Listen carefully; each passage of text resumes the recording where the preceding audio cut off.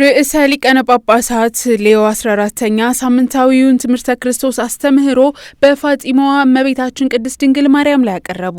ርዕሰ ሊቃነ ጳጳሳት ሌዮ 14ኛ በቫቲካን የቅዱስ ጴጥሮስ አደባባይ ለተሰበሰቡት ምእምናንና ነጋዲያን ሳምንታዊውን ትምህርተ ክርስቶስ አስተምህሮ አቅርበዋል። ቅዱስነታቸው በዕለቱ አስተምህሯቸው የፋጢማዋን እመቤታችን ቅድስት ድንግል ማርያም ዓመታዊ በዓል በማስመልከት እመቤታችን በፋጢማ ያስተላለፈችውን ጥልቅ መንፈሳዊ መልእክት አስታውሰዋል።